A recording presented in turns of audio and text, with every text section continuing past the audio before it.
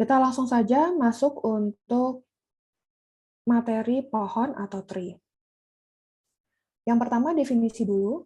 Pohon adalah graf tak berarah terhubung yang tidak mengandung sirkuit. Jadi memang pada dasarnya antara graf dan tree ini sama seperti mirip tapi tidak sama. Jadi karena unsurnya tree ini juga ada graf tak berarah yang saling terhubung atau connected satu sama lain, tapi bedanya dengan graf, pohon atau tree tidak ada sirkuitnya. Sedangkan untuk graf, mungkin masih ingat ya materi minggu lalu, ada sirkuit Euler dan lintasan Euler, lintasan tertutup, yang mana ketika sudah dilewati satu kali akan kembali ke state asalnya atau initial state-nya. Sedangkan untuk pohon atau tree tidak kembali ke state asalnya. Kita lihat ini adalah contoh pohon, ini bukan pohon, dan bukan pohon. Nah, bisa dilihat di sini memang dilewati satu kali, kemudian tidak ada arahnya, dan saling terhubung. Tidak ada sirkuitnya. Kemudian yang kedua juga begitu, dari C ke E ke B ke A ke S, F ke D. Kemudian kalau untuk bukan pohon, ini ada sirkuit, maka bukan tree. Kemudian ini juga ada connected yang missing di sini, yaitu A dan B. Maka ini juga bukan disebut pohon atau tree. Kemudian ada yang disebut dengan istilah hutan atau forest. Sama seperti konsep dalam bahasa Indonesia, di mana hutan itu adalah kumpulan dari pohon. Maka untuk konsep matematika diskrit atau matematisnya, hutan atau forest adalah kumpulan pohon yang saling lepas atau graf tidak terhubung yang tidak mengandung sirkuit. Setiap komponen di dalam graf terhubung disebut pohon. Maka seperti ini ya, ada 3 buah pohon, tree pertama, tree kedua, dan tree ketiga. Maka ini disebut hutan atau forest. Hutan yang terdiri dari 3 buah tree. Kemudian untuk sifat-sifat atau properti pohon, ada teoremanya juga untuk tree. Misalkan graf G sama dengan V, E, vertex, edge. Adalah graf tak berarah sederhana dan jumlah simpulnya N. Maka semua pernyataan di bawah ini adalah ekivalen. Yang pertama, graf G adalah pohon atau tree. Kemudian yang kedua, setiap pasang simpul di dalam graf G terhubung dengan lintasan tunggal, jadi hanya ada satu lintasan. Kemudian yang ketiga, graf G terhubung dan memiliki M sama dengan N kurang 1 buah sisi. Kemudian G tidak mengandung sirkuit, sama seperti definisi tree, dan memiliki M sama dengan N dikurang 1 buah sisi. Kemudian yang kelima, G tidak mengandung sirkuit dan penambahan satu sisi pada graf akan membuat menjadi satu sirkuit. Yang terakhir, G terhubung dan semua sisinya adalah jembatan. Teorema di atas yang 1-6 bisa dikatakan sebagai definisi lain dari pohon. Jadi sebetulnya tree ini konsep-konsepnya hampir mirip seperti di graf atau graf ya. Jadi beberapa sifat sesuai dengan definisinya, tidak boleh ada sirkuit. Itu adalah tree. Sedangkan kalau yang mempunyai sirkuit, berarah, berbobot, dan sebagainya disebut dengan graf. Jadi teoremanya ini merupakan teorema turunan dari graf, karena ada graf, vertex, edge, kemudian degree, kemudian sisinya juga bisa dihitung, dan tidak mengandung sirkuit. Kemudian pohon merentang atau spanning tree. Apa yang disebut dengan spanning tree? Spanning tree ini juga frasa yang umum ketika kita mengerjakan problem tentang tree atau pohon. Pohon merentang dari graf terhubung adalah upagraf merentang yang berupa pohon. Pohon merentang diperoleh dengan memutus sirkuit di dalam graf. Jadi misalkan ini kita punya graf G, ini adalah sirkuit Euler ya, lintasan dan sirkuit Euler karena kembali ke titik awalnya, sehingga membentuk sirkuit Euler. Kemudian ini adalah spanning tree dari G, ini adalah spanning tree dari G, ini juga merupakan spanning tree dari G, ini juga merupakan spanning tree dari G. Karena pohon merentang atau spanning tree adalah upagraf merentang yang berupa pohon atau tree. Jadi konsepnya upagraf adalah subgraf ya, bagian dari sebuah graf. Hanya saja tidak boleh ada sirkuitnya, karena kita sekarang sedang belajar mengenai konsep tree. Kemudian selanjutnya untuk spanning tree yang perlu diketahui adalah setiap graf terhubung mempunyai paling sedikit satu buah pohon merentang. Jadi satu buah spanning tree atau upagraf merentang yang berupa pohon, tentu ya kalau dari kita punya graf, pasti kita bisa menghasilkan paling tidak satu spanning tree. Graf tak terhubung dengan K komponen mempunyai K buah hutan merentang yang disebut hutan merentang atau spanning forest. Jadi konsepnya hampir sama ya, baik untuk pohon maupun hutan atau forest. Kemudian aplikasi pohon merentang atau spanning tree. Kita lihat di sini, jumlah ruas jalan seminimum mungkin yang menghubungkan semua kota sehingga setiap kota tetap terhubung satu sama lain aplikasinya. Jadi kalau misalnya kita ingin mengetahui jumlah ruas jalan yang paling minimum yang bisa kita dapatkan dengan menghubungkan semua kota, sehingga setiap kota tetap terhubung satu sama lain, tidak ada yang putus. Maka bisa menggunakan spanning tree, konsepnya spanning tree. Kemudian yang kedua, perutaian atau routing pesan atau message pada jaringan komputer. Jadi ketika jaringan komputer tersebut kita lakukan pemrograman atau paling tidak kita ping seperti itu ya, manakah yang aktif, misalnya seperti itu. Maka juga menggunakan konsep dari spanning tree, karena kita harus mengecek apakah jaringan komputer atau pesan yang kita kirimkan lewat jaringan komputer tersebut berhasil diterima dari sender ke receiver-nya. Jadi contohnya seperti ini, A adalah jaringan komputer, kemudian yang B adalah pohon merentang atau spanning tree multicast. Ini adalah routernya, kemudian untuk yang bulat-bulat ini adalah subnetwork-nya. Kemudian pohon merentang minimum. Pohon merentang minimum berbeda dengan pohon merentang atau spanning tree. Secara konsep akan berbeda. Untuk minimum, artinya yang kita ambil dari spanning tree tersebut adalah yang paling minimum. Graf terhubung berbobot, wedge graph, mungkin mempunyai lebih dari satu pohon merentang. Pohon merentang yang berbobot minimum dinamakan pohon merentang minimum atau minimum spanning tree. Seperti ini ya, biasanya memang soalnya seperti ini. Ini adalah graf, kemudian terhubung, connected ya antara satu, misalnya A ke B ada bobotnya, B ke E ada bobotnya. Ini adalah graf terhubung berbobot. Kemudian ketika nanti ada pertanyaan, hitunglah pohon merentang minimum yang diperoleh dari graf ini. Maka kita harus mencari manakah bentuk pohon yang mengandung bobot yang paling minimum. Jadi istilahnya kita main puzzle. Dari puzzle ini kita mencari nilai-nilai yang paling minimum, ketika dijumlahkan hasilnya paling minimum. Jadi biasanya bukan yang paling besar ya yang diminta, tapi adalah manakah yang memiliki bobot paling kecil atau minimum. Jadi untuk graf ini, ketika diminta pohon merentang minimum, maka didapatkan ini. B, E, 5, kemudian E, C, 40, CA, 25, kemudian ED, 20, EG, 15 yang diambil, FG, 10, DH, 30. Karena yang diminta adalah pohon merentang atau upagraf dari graf tersebut. Jadi tidak boleh ada sirkuitnya.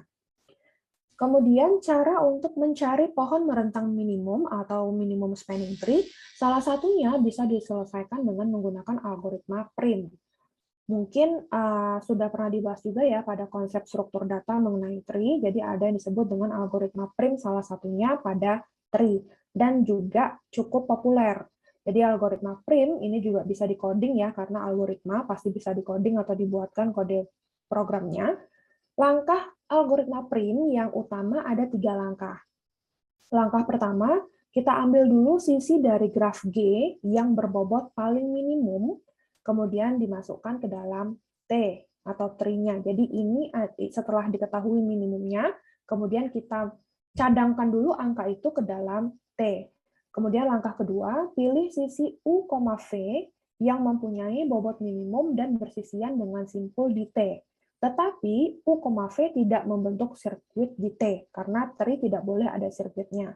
Masukkan U, V-nya ke dalam T. Jadi yang pertama kita identifikasi dulu manakah graf G itu yang berbobot minimum, Kemudian kita pilih sisi yang memiliki bobot minimum, tetapi tidak mengandung sirkuit.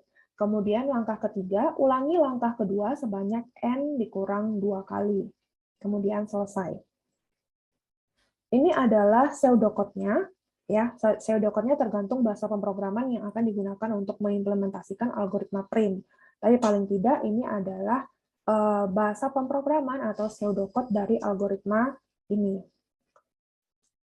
Contohnya seperti ini, contoh dari implementasi algoritma prim dalam bentuk matematis. Ini adalah graf G. Kemudian pertanyaannya adalah berapakah total minimum spanning tree yang bisa dibentuk dari graf G. Maka kita harus menyelesaikan step by step dengan mengikuti algoritma prim. Tentunya manual ya, karena kita untuk matematika diskrit bukan belajar bagaimana membuat kode program, tapi bagaimana menyelesaikan permasalahan dengan konsep matematis. Berdasarkan langkah demi langkah yang bisa dieksekusi dari algoritma prim tadi, langkah pertama, kedua, ketiga, keempat, kelima, dan seterusnya. Kemudian sisi kita ambil 1,2. Bobotnya 10, pohon rentangnya menjadi seperti ini. 1, 2, bobotnya 10. Kemudian yang kedua kita ambil 2,6. Bobotnya 25, 1, 2, 10, 2 ke 6, 25. Kemudian yang ketiga kita ambil 3,6, bobotnya 15. Keempat, 4,6 yang kita ambil 20. 3,5 yang kita ambil adalah 35. Maka jadinya seperti ini spanning tree-nya atau upagraf dari graf yang ada pada soal. Kemudian bagaimana caranya mendapatkan total pohon merentang minimum yang dapat dihasilkan. Maka bobotnya ini kita jumlahkan seluruhnya, hasil dari pembentukan upagraf atau pemilihan pohon rentang yang mengcover semua angka yang paling minimum dari graf G tersebut. Maka kita jumlahkan 10 plus 25 plus 15 plus 20 plus 35. Dapatlah hasilnya 105. Maka inilah hasil pohon merentang minimum yang dapat dihasilkan dari graf ini. Kemudian ada yang disebut dengan pohon merentang, konsep lainnya, pohon merentang yang dihasilkan tidak selalu unik, meskipun bobotnya tetap sama. Hal ini terjadi karena jika ada beberapa sisi yang akan dipilih juga memiliki bobot yang sama. Seperti apa contohnya? Seperti ini. Jadi misalkan ketika kita menyelesaikan atau mencari pohon merentang minimum dari suatu graf, menjadi seperti ini, kadang-kadang pohon merentang pun setelah kita mencari dengan berbagai cara, hasilnya tetap sama. Misalkan ini, kemudian kita cari dengan menggunakan minimum spanning tree algoritma prim. Maka didapatkan seperti ini, dan seperti ini. Bentuknya berbeda. Tetapi ketika dijumlahkan bobotnya, ini ya, pembobotan ini kita jumlahkan, hasilnya sama, yaitu 36. Baik ini, maupun ini. Jadi, ini disebut pohon merentang yang memiliki kriteria atau pendekatan yang unik. Karena digimanain pun, ketika kita mencari minimum spanning tree-nya, bobotnya tetap sama, atau total bobotnya akan tetap sama. Kemudian yang kedua adalah algoritma Kruskal, salah satu algoritma pada tree yang juga terkenal. Jadi hampir sama seperti algoritma prim, hanya saja tergantung mereka yang ingin melakukan pendekatan atau mencari secara matematis baik dengan kode program maupun dengan kode program, mau menggunakan algoritma prim atau algoritma Kruskal. Kruskal juga ada 3 langkah secara garis besar, tapi algoritma Kruskal harus didahului dulu dengan langkah nolnya, maksudnya adalah pre-inisialisasi. Sisi-sisi dari graf untuk algoritma Kruskal sudah harus diurutkan berdasarkan bobotnya dari bobot kecil ke bobot besar. Jadi dari yang paling kecil ke yang paling besar. Itu sudah harus dilakukan dulu untuk algoritma Kruskal, berbeda dengan algoritma prim. Kemudian langkah pertama, P masih dalam keadaan kosong. Tree-nya ya. Kemudian yang kedua, pilih sisi U, V dengan bobot minimum yang tidak membentuk sirkuit di T, kemudian tambahkan U, V ke dalam T, dan lakukan Langkah kedua sebanyak N dikurang 1 kali. Jadi berbeda ya algoritmanya antara prim dengan kruskal. Walaupun hasilnya nanti sama di akhir. Ini adalah pseudocode untuk algoritma kruskal. Jadi sama seperti prim tadi, kruskal juga memiliki pseudocode dan bisa disesuaikan dengan bahasa pemrograman yang digunakan untuk mengimplementasikan algoritma kruskal. Contohnya masih menggunakan graf yang sama. Kita bisa lihat bagaimana pendekatan kruskal dibandingkan dengan pendekatan algoritma prim untuk menyelesaikan permasalahan yang sama. Untuk algoritma kruskal, kita harus mengurutkan dulu dari yang paling kecil hingga yang paling besar. Jadi pertama, untuk langkah 0, kita buat dulu tabel seperti ini. 1, 2, 10, 36, 15, 46, 20, 26, 25, dan seterusnya. Maka ini dari yang paling kecil sampai yang paling besar, 10 sampai 55. Kemudian masih sama seperti caranya prim untuk tahap yang kedua adalah langkah, ini sama ya, langkahnya dari 0 sampai seterusnya, iterasinya. Kemudian sisi 1,2, bobotnya 10, kemudian gambarnya seperti apa. Kemudian 3,6, bobotnya 15, diambil karena belum membentuk sirkuit. Kemudian 4,6, 20 diambil karena belum membentuk sirkuit. 2,6, 25 juga tetap diambil karena belum membentuk sirkuit. Kemudian yang kelima, 1,4 ditolak, bobotnya 30. Karena apa? 1,4 akan membentuk sirkuit. Jadi kalau kita gambarkan akan di sini ya, sebentar saya annotate dulu. Di sini. Maka akan membentuk sirkuit. Maka untuk 1,4 ditolak, tidak bisa masuk ke dalam penggambaran tree atau upagraf atau spanning tree dari graf G. Kemudian yang keenam, 35 diambil karena tidak membentuk sirkuit. Maka ini adalah upagraf yang terbentuk atau minimum spanning tree yang terbentuk dari graf G dengan menggunakan algoritma kruskal.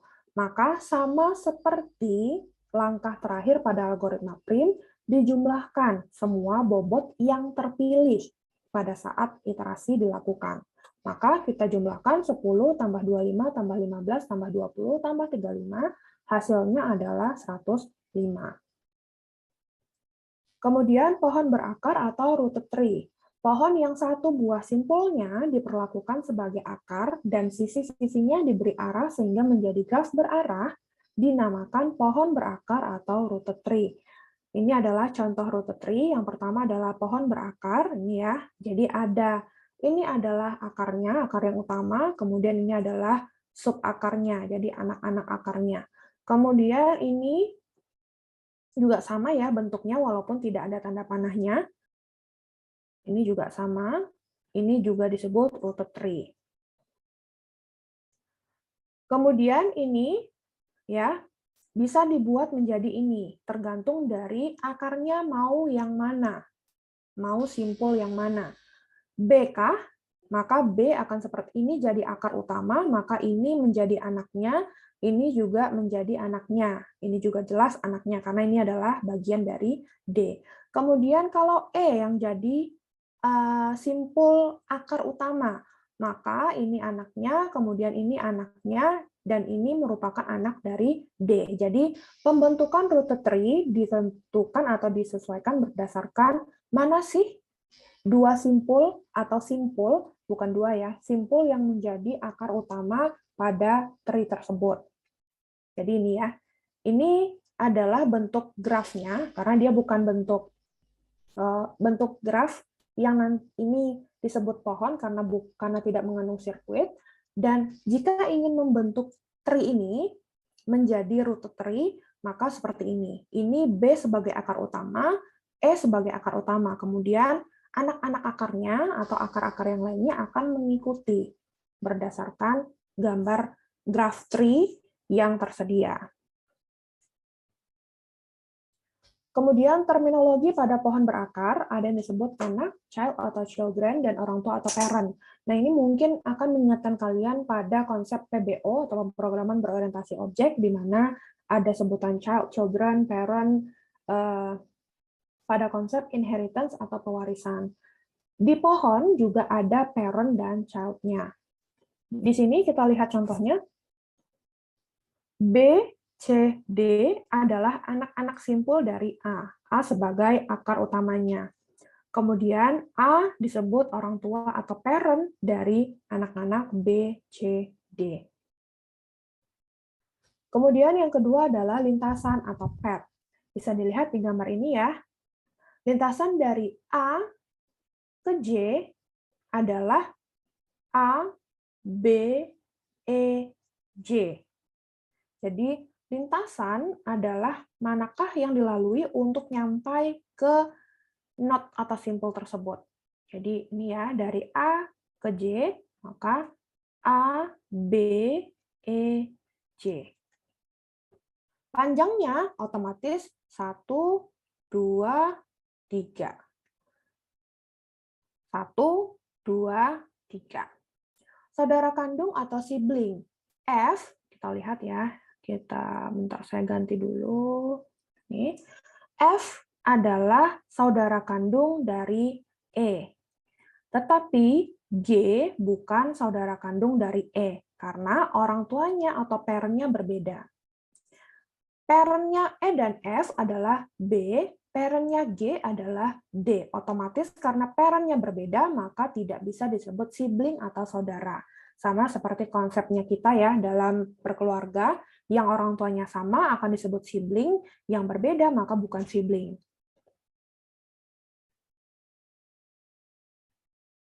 Kemudian upah pohon atau subtree. Ada ya upah graf, ada upah pohon atau subtree. Ini disebut, sebentar saya annotate dulu untuk ini. Nah, ini adalah subtree dari A. Ini adalah subtree dari A. Ini juga disebut subtree dari A, walaupun dia tidak punya child. Kemudian derajat atau degree. Di graf juga ada derajat atau degree. Konsepnya akan sedikit berbeda dari graf untuk tree karena bentukannya juga berbeda ya. Kalau sekarang kan sudah rooted tree, jadi sudah ada bentukan pohon. Tidak lagi seperti mirip seperti graf, hanya tidak ada sirkuitnya. Derajat sebuah simpul adalah jumlah upah pohon atau subtree atau jumlah anak pada simpul tersebut. Kita misalkan A, derajat A adalah 3, derajat B adalah 2, derajat D adalah 1, derajat C adalah 0. Jadi derajat yang dimaksudkan pada tree adalah derajat yang keluar. A, di sini saya kasih annotate lagi. A yang keluar ada 1, 2, 3. Maka A derajatnya 3. B yang keluar adalah E dan F, maka 2. D derajatnya 1, maka 1 yang keluar. Kemudian C 0, karena tidak punya keluar atau tidak punya anak selanjutnya yang akan melanjutkan. Kira-kira seperti itu. Ini adalah konsep dari derajat atau degree untuk tree. Kemudian derajat maksimum dari semua simpul merupakan derajat pohon itu sendiri. Pohon di atas, pohon di bawah, yang maksudnya mohon maaf, typo, berderajat 3. Jadi antara A3, B2, D1, C0 diambil derajat maksimum.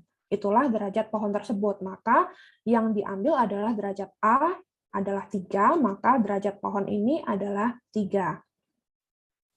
Kemudian ada yang disebut daun atau leaf. Simpul yang berderajat 0 atau tidak mempunyai anak disebut daun atau leaf.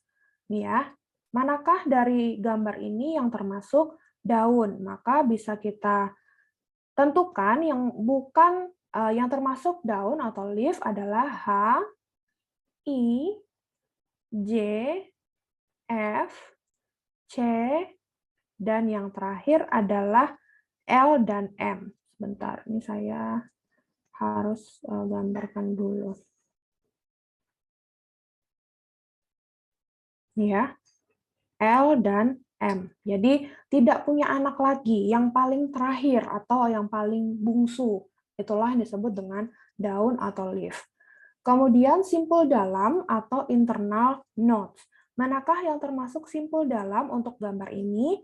Yang termasuk simpul dalam atau internal nodes adalah B, D, E, G, dan K. Jadi, yang memiliki anak. Yang memiliki anak disebut simpul dalam atau internal nodes. Kemudian kita lanjutkan ke konsep berikutnya. Yang kedelapan adalah aras atau level atau tingkat. Seperti ini gambarnya, arasnya ada berapa, maka kalau untuk tree selalu dimulai dari 0, sama seperti iterasi algoritmanya dimulai dari 0, maka aras atau levelnya dimulai dari 0, ini adalah 0, 1, 2, 3, 4. Maka aras atau level atau tingkatnya ada 4 tingkat, tinggi atau height dan kedalaman atau depth. Aras maksimum dari suatu pohon disebut tinggi atau kedalaman pohon tersebut. Maka dari gambar ini, pohon mempunyai tinggi atau height-nya adalah 4. Jadi harus bisa ya kadang-kadang menentukan tinggi pohonnya berapa. Jangan lupa tinggi akan berkaitan dengan aras atau level yang paling maksimum. Pohon terurut atau order tree. Pohon berakar yang urutan anak-anaknya penting. Maksudnya penting adalah tidak bisa diabaikan atau diacuhkan. Maka disebut pohon terurut atau order tree.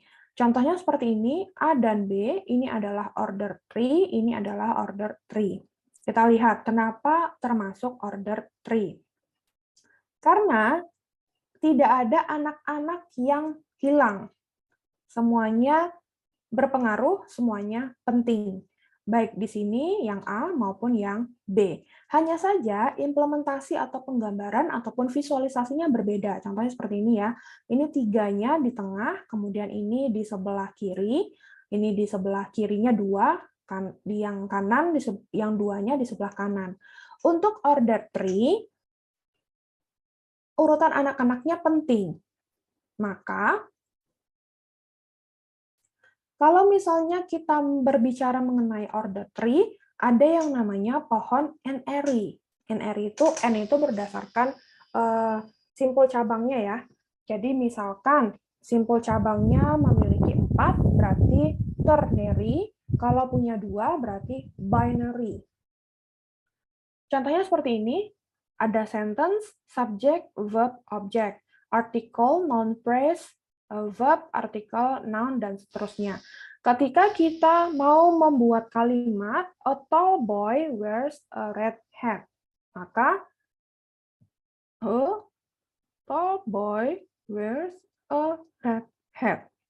Pohon N-eri dikatakan teratur atau penuh atau full jika setiap simpul cabangnya mempunyai tepat N anak. Jadi kalau misalnya binary berarti punya 2 anak, ternary punya 4 anak, dan seterusnya.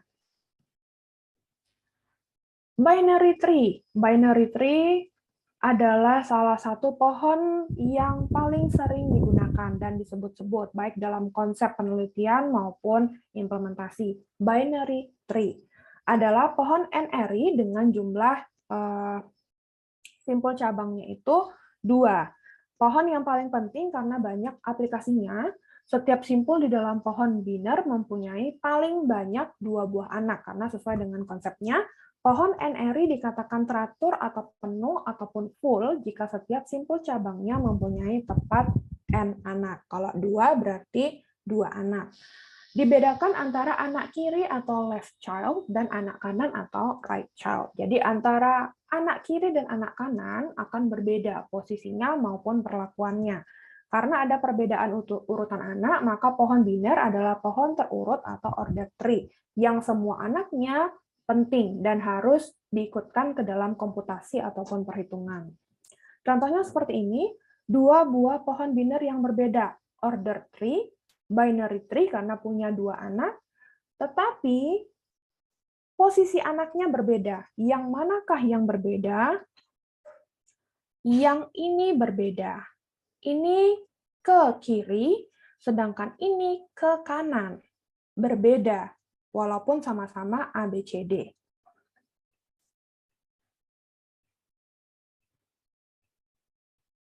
Kemudian selanjutnya ini, pohon condong ke kiri, pohon condong ke kanan. Walaupun sama-sama ada A, B, C, D, tetapi 2 gambar ini berbeda. Karena yang satu ke kiri, yang satu ke kanan. Kemudian ini disebut dengan pohon biner penuh karena masing-masing simpulnya memiliki anak 2. Contohnya misalkan ini kita berikan nama A punya 2 anak, B punya 2 anak, C punya 2 anak, kemudian selanjutnya juga punya 2 anak, sampai dengan level terakhir atau aras atau depth atau tinggi terakhir. Pohon biner seimbang. Pada beberapa aplikasi diinginkan tinggi upah pohon kiri dan tinggi upah pohon kanan yang seimbang, yaitu berbeda maksimal 1. Jadi kalau misalnya nanti ada pertanyaan ataupun problem ingin menyelesaikan apakah pohon biner ini seimbang, maka konsep yang harus diingat adalah upah pohon kiri dan upah pohon kanan tingginya harus berbeda maksimal 1. Sehingga dari gambar ini bisa kita ketahui ya, T1 dan T2 adalah pohon biner seimbang, sedangkan untuk T3 ini bukan pohon biner seimbang, karena berbeda maksimalnya ini sudah lebih dari 1. Kemudian terapan atau implementasi dari binary tree, yang pertama ada yang disebut dengan pohon ekspresi. Pohon ekspresi itu bukan pohon ekspresi senang, gembira, sedih, tapi ekspresi itu bisa berupa operator plus, kali, tambah, kurang, kabataku. Untuk pohon ekspresi, bagaimana cara kita membuat ekspresi operatornya dari binary tree? Ini, misalkan, maka gambar pohon ekspresi ini ketika kita buatkan menjadi operator matematisnya, daun, leaf, berperan sebagai operan, simpul dalam atau internal nodes berperan sebagai operator. Maka dari sini kita tuliskan bagaimana menulis operatornya. A plus B dikali C dibagi D plus E. Ya, jadi mulai dulu dari bawah, yaitu anak leaf atau daunnya. Kemudian selanjutnya adalah, sebentar.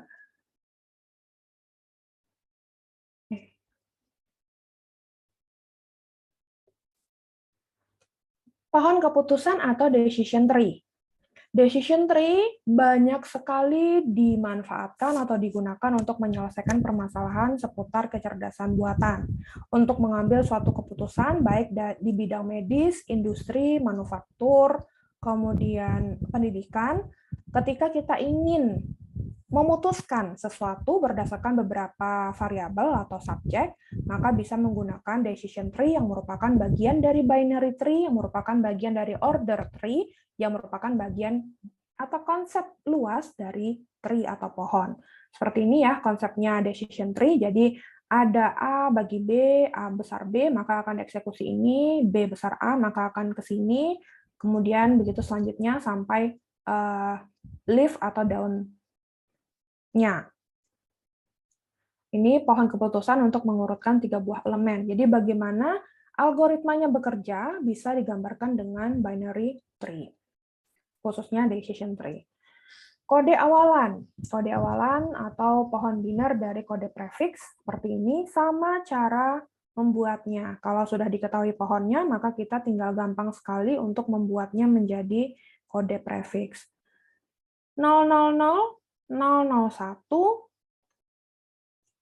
kemudian 01, 10, 11. Yang diambil adalah leaf atau daunnya. Kemudian kode Huffman. Kalau misalnya kita punya kode ASCII, simbol ABCD, kemudian masing-masing simbol memiliki kode ASCII-nya masing-masing. Untuk rangkaian bit untuk string ABA, CCDA, maka kita tinggal menggabungkan ini, dan ini. Inilah hasilnya. Jadi rangkaian bit string-nya ini, hasil penggabungan dari ini. Kemudian cara lain kita bisa menggunakan terapan pohon biner, yaitu 7 dikali 8 sama dengan 56 bit. Dari mana hasilnya? Sebentar, ini kursor saya di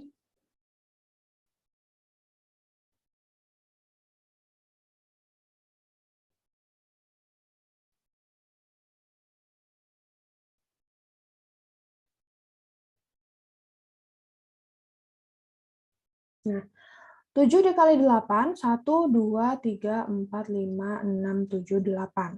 1, 2, 3, 4, 5, 6, 7. 7 dikali 8 atau 8 dikali 7 sama dengan 56 bit. 56 bit dibagi 8 bit untuk 1 byte, maka hasilnya adalah 7 byte.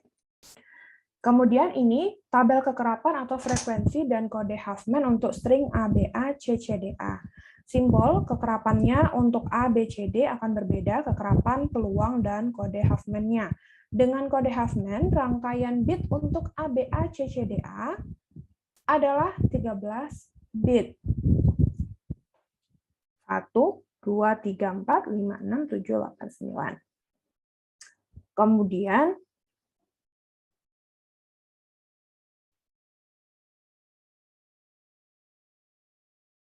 kita masuk ke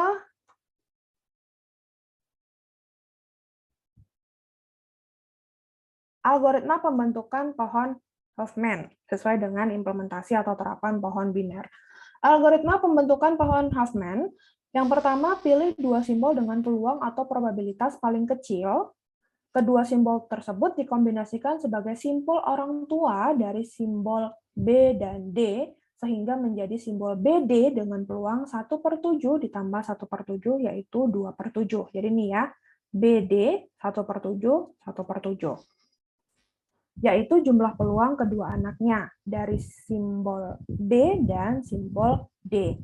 Selanjutnya, pilih dua simbol berikutnya, termasuk simbol baru yang memiliki peluang terkecil. Maka kita pilih selanjutnya adalah C 2/7, baru kemudian A 3/7.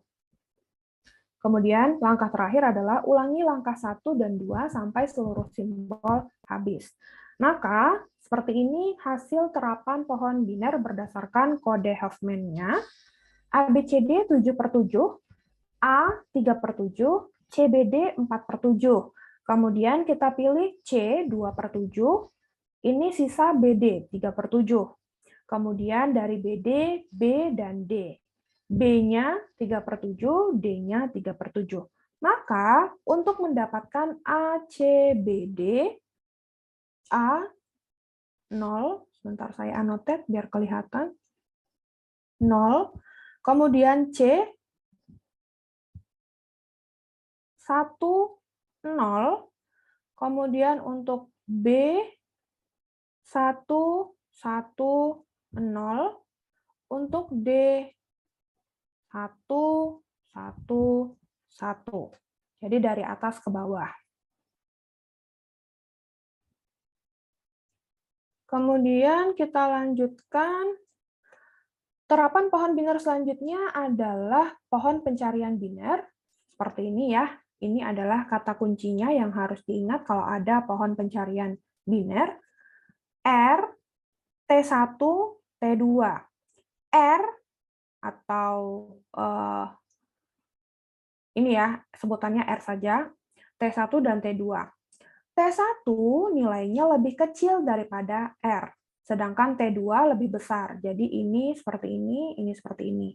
Jadi ketika nanti dijalankan pohonnya menggunakan algoritma manual ataupun pakai program, akan diketahui kalau misalnya inputannya, sebentar saya ubah warna annotate-nya. Ya, misalkan di sini ada angkanya 68, kemudian saya masukkan ke pohon pencarian biner ini. Kemudian saya cek. Bentar ya, saya close dulu mouse-nya karena ini mouse-nya bermasalah. Oke, sebentar. Misalnya ada angka 68. Kemudian di sini misalkan 40. Maka 68 akan lebih besar dari 40 atau tidak? Jawabannya lebih besar dari 40, maka 68 diletakkan di sini. Kemudian masuk 30, lebih besar atau lebih kecil dari 40? Lebih kecil, maka masuk ke sini. Seperti itu. Jadi angka yang masuk akan terlebih dahulu difilter dari R-nya ini, kemudian nanti nilainya lebih besar atau lebih kecil. Kalau lebih besar akan ke sebelah kanan, lebih kecil ke sebelah kiri. Kemudian selanjutnya adalah misalkan seperti ini ya. 50, 32, 18, 40, 60, 52, 5, 25, dan 70. Ini adalah implementasi dari pohon pencarian biner. Data pertama 50 kita taruh sebagai akar, ya tumpuan utamanya. Kemudian 32 ternyata lebih kecil ke sebelah kiri. 18 lebih kecil dari 50, maka menjadi root baru. Kemudian 40 lebih kecil lagi menjadi ini.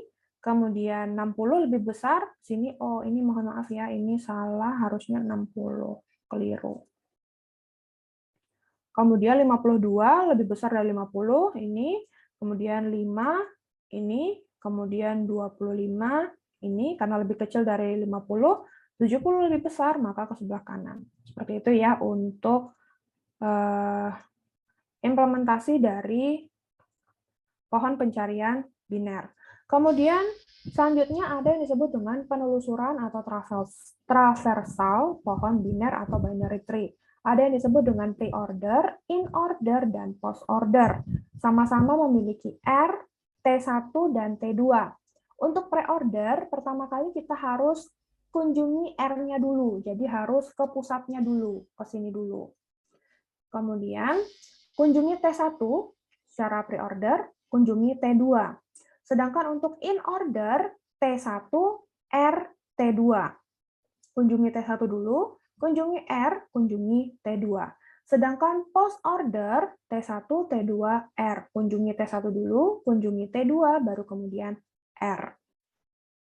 Contohnya seperti ini, ilustrasinya ya. Untuk pre-order, kunjungi R, kemudian kunjungi T1, kunjungi T2. In order, kunjungi T1, kunjungi R, kemudian kunjungi T2. Kemudian untuk yang terakhir adalah post order, kunjungi T1 dulu, kunjungi T2, baru kemudian kunjungi R-nya. Kita lihat contohnya ini. Dari gambar pohon ini, ya, pohon ekspresi, manakah atau buatlah pre-order, in-order, dan post-ordernya, atau prefix, infix, dan postfix. Maka sesuai dengan konsep yang ini kita buatkan pre-order. Pre-ordernya berarti R-nya dulu, bintang, plus A bagi B, C, kemudian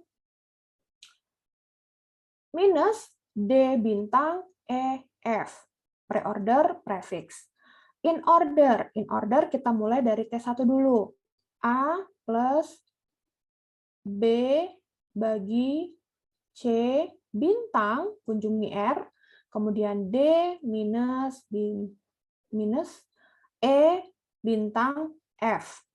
Kemudian untuk post order, kunjungi T1, T2, baru kemudian R. A, B, C, bagi plus D, E, F, bintang, kurang, baru kemudian tanda bintang R-nya. Contoh soal yang pertama. Jadi secara konsep kita sudah selesai ya, hanya sampai ini tadi, traversal pohon biner. Ini adalah contoh-contoh permasalahan dari tree. Tentukan dan gambarkan pohon merentang minimum atau minimum spanning tree dari graf di bawah ini. Ini adalah graf G-nya. Sama seperti cara kita mencari, baik dengan manual maupun algoritma Prim dan Kruskal, kita cari yang paling minimum bobotnya. Maka bisa kita tentukan upah grafnya. Upah grafnya tidak boleh ada sirkuit ya, seperti konsepnya Prim dan Kruskal. Maka setelah kita tentukan, dapatlah hasil pohon bobot pohon merentang minimumnya adalah 22. Kemudian contoh soal nomor 2, sebuah pohon ternary atau 4 eri tingginya adalah 5, height-nya adalah 5. Tanpa menggambarkan pohonnya, hitung jumlah maksimum seluruh simpul di dalam pohon tersebut. Berapakah jumlah maksimum seluruh daunnya? Maka kita cari menggunakan penyelesaian N-eri, pohon yang N-eri. Ternary, maka bisa kita ketahui M-nya adalah 4, ya, 4 eri, M-nya 4, binary, M-nya 2. Tingginya hanya 5. Masukkan ke teorema tree berdasarkan graf V, E. Jumlah maksimum seluruh simpulnya adalah jumlah maksimum S kecil sama dengan M pangkat H plus 1 dikurang 1 dibagi M kurang 1.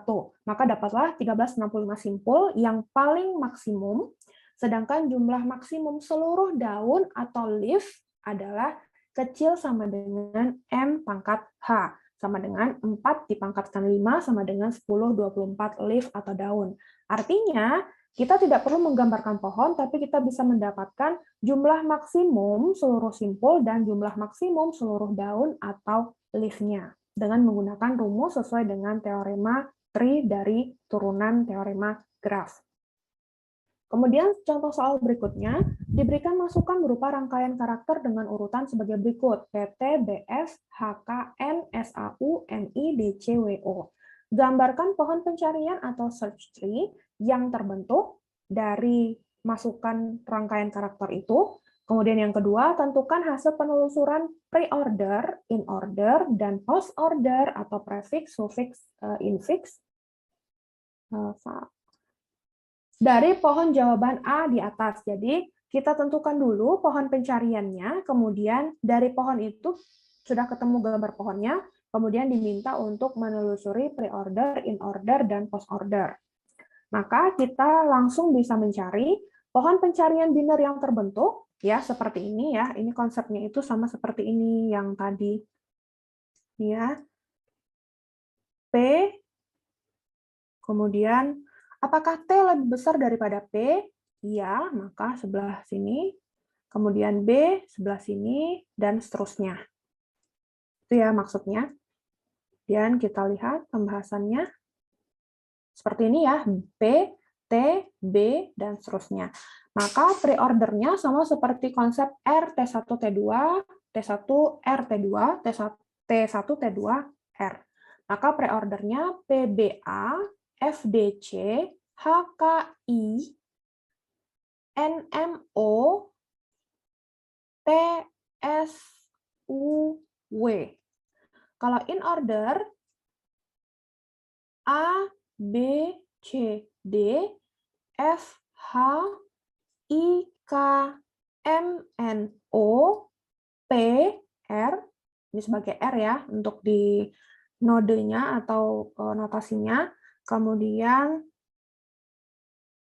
S, T, U, W, untuk in ordernya.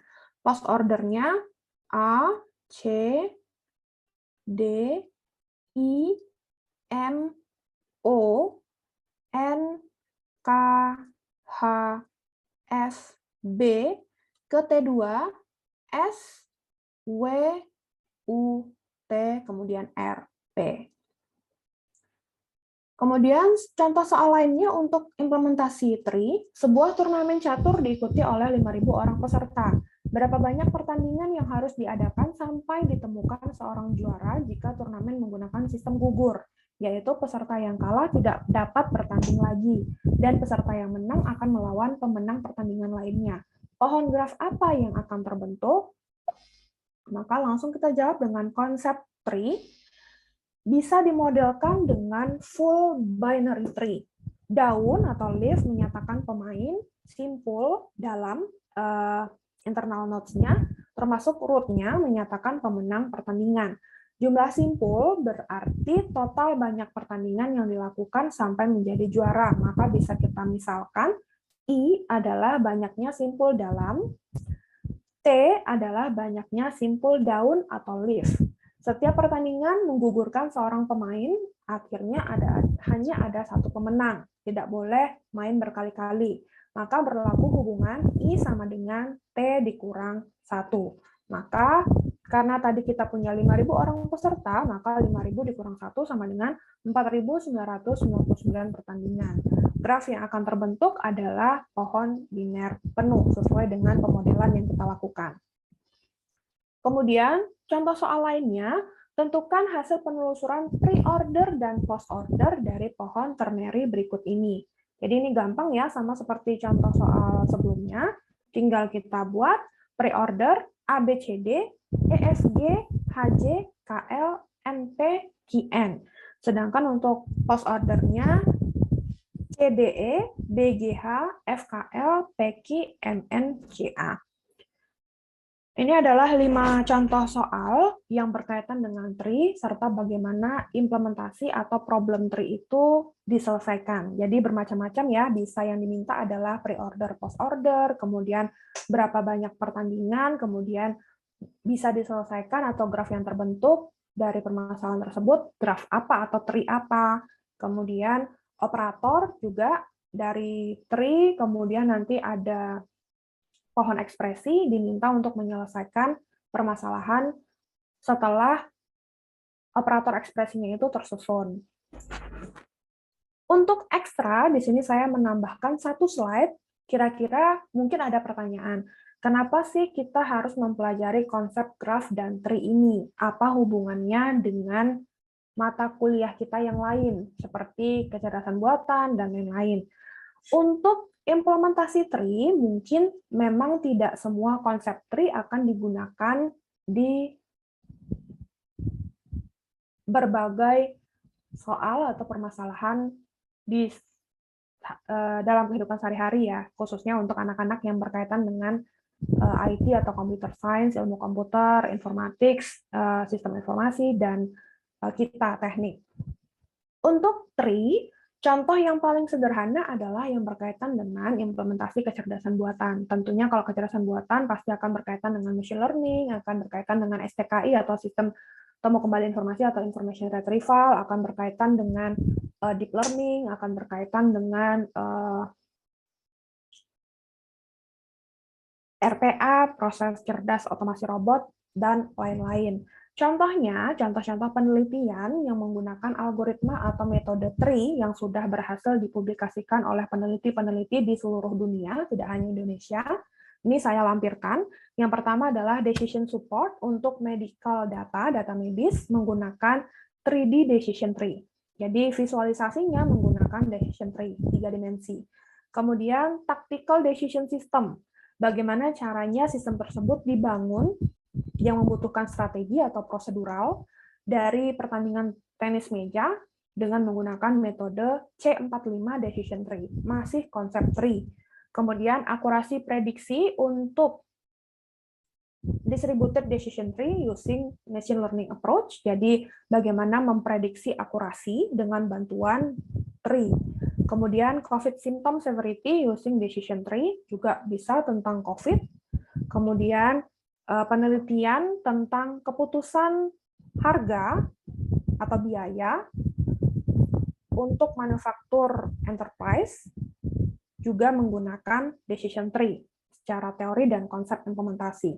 Kemudian selanjutnya ada klasifikasi kelulusan siswa berdasarkan decision tree di Fakultas Computer Science Universitas Brawijaya. Kemudian implementasi decision tree dengan studi kasus loan application, aplikasi pinjaman kredit seperti itu ya, yang dilakukan oleh beberapa bank. Contohnya di sini studi kasusnya adalah Bank Pasar Yogyakarta. Kemudian yang terakhir adalah prediksi laws hukum dari korosi erosi karbon steel di shore water system berdasarkan decision tree dan 2 jenis artificial neural network model, ANN model. Jadi ini adalah beberapa contoh implementasi kecerdasan buatan yang menggunakan implementasi atau konsep. Tentu sebelum kita melakukan coding atau membuat codingnya, tentu harus ada konsepnya dulu. Konsepnya tree dipakai untuk memodelkan pemodelan datanya, kemudian coding dan hasilnya apa dari implementasi tersebut. Kira-kira begitu. Jadi sudah ada bayangan ya, tree digunakan untuk apa di berbagai aplikasi ataupun permasalahan yang bisa diselesaikan dengan bantuan decision tree. Tidak hanya decision tree, tapi konsep tree secara keseluruhan. Jadi tadi ada banyak ya teorema maupun jenis dari tree. Itu saja yang bisa saya sampaikan untuk pertemuan minggu ke-12 hari ini. Untuk minggu depan, tadi sudah saya sampaikan di awal, kalau minggu depan kita akan membahas tentang kompleksitas algoritma. Semoga tidak ada halangan lagi ya, jadi saya sudah bisa masuk kelas dan saya menjelaskan langsung. Ini juga merupakan materi terakhir untuk mata kuliah matematika diskrit. Jadi minggu depan adalah pertemuan terakhir sebelum kita kuis seperti biasa. Kita ketemu lagi minggu depan. Saya akhiri. Assalamualaikum warahmatullahi wabarakatuh.